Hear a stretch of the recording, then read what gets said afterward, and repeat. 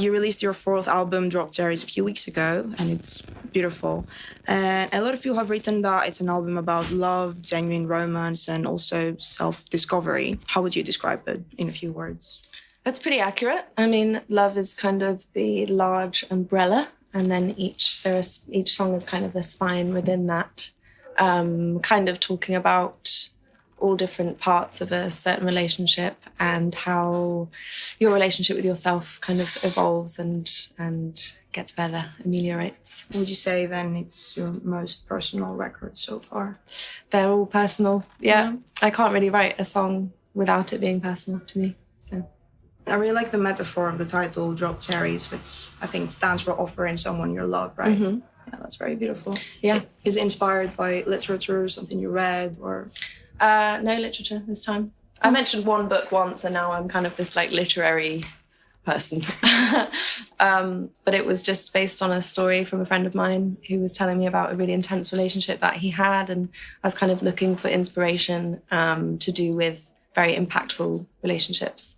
And this one could never be together in the end. So knowing that they did sort of physical acts of love, and that included buying a load of cherries and a carpet and stamping them in with their feet.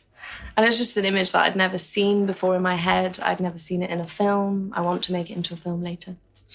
But I knew it then and there. I was kind of like, could I steal that immediately and make it the title and entire concept of my album? And he said yes. So, well, yeah. You both wrote and co-produced it along with Dom Monks, fully on tape over the summer in Somerset and Wales. Yeah. How was that experience for you?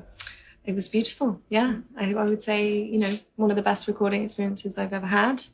It was very naturally moving. There were no kind of outside pressures or inside pressures from myself. And I just knew the type of record that I wanted to make, and Dom was the man to do it with.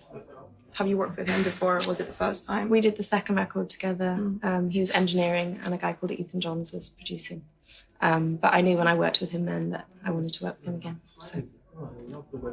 And your album cover and artwork were created by the photographer Katie Sylvester, who is also a close friend of yours. Yeah. And she has done the artwork for your previous albums. And yeah, how did you find working with her this time? Was it any different than your previous collaborations with her?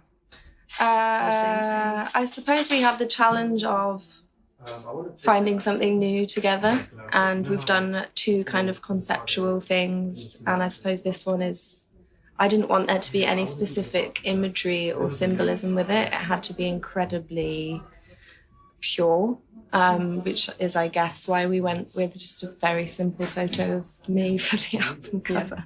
But there are lots of different options, and we did a few shoot days over the summer, but mostly it's just what happens when we hang out. I mean, it comes very naturally to us. And I think when you start in music, there are lots of people that you find in a magpie sort of way, and you have to keep hold of them. And Katie was one of them. That's great. So would you say it's easier to work with someone who is from your environment, who you know? I think someone that has a life outside of the industry, because she wasn't necessarily a music photographer, which I think is kind of a cheat way of, getting kind of original imagery. Before this, I dragged her into music, and now she's doing all sorts of people, but I don't know if she wants them. She is based on naturalism, and she does a lot of self-portrait work, and I think we both just have an idea of what life is like outside of music, which is deeply important to me, actually. And throughout your journey in music so far, what kind of topic have you found the most challenging to write about? The challenges for me are not repeating myself.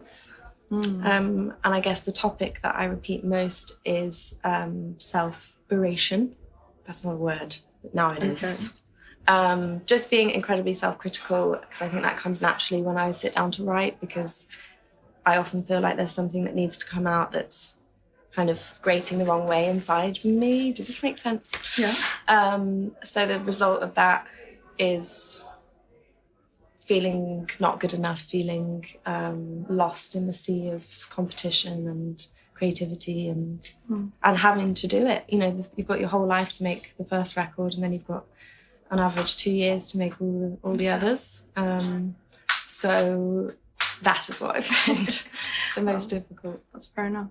Mm-hmm. Now, a more trendy question, I would say. What do you think about AI in music? Oh God, okay. I thought you would be a good person to ask this question because you know, your last record was with tape. You tend to not focus a lot on modern styles of recording music. Yeah. Paper. Love paper. Yeah.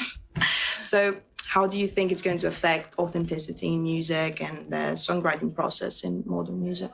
I think songwriting will be okay because the general perception is that an AI song is not a real song. But I think producers, that's going to be the problem because producing is on the computer. It's going largely it's a machine that makes the digital noises, and that is so easy for AI to do. But I'm hoping we'll ignore it. Me too. As a nation, as a planet. I'm hoping that it goes away. But it won't. I mean, Grimes, for example, she's making a business out of it now and actively requesting AI versions of her songs. That's pretty cool. And she's going to split the royalties with them and sort of release it properly. So I'm not going to do that. Yeah, no, I know. Yeah. Okay. Well, let's hope it's going to be used in a pretty creative way, not taking over music in general. I mean, what are the uses of AI within music?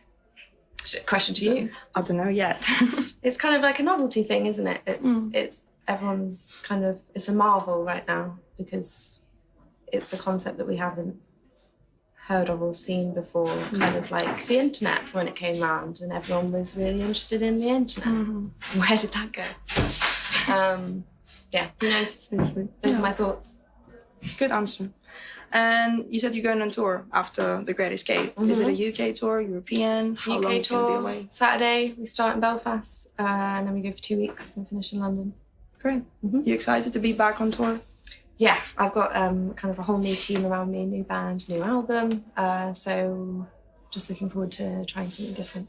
Are you excited to see any other artists playing at The Great Escape? I don't know if you're going to have time to see anyone else. It's always the way. But luckily, a good friend of mine, Willie J. Healy, is playing after me. Right after? On the same stage. Oh, yeah. great. We actually share a drummer, so he's just going to stay there. And then Willie's going to come up. But he's great. Yeah, really good. Great. That's it. Thank you so much. Thank you.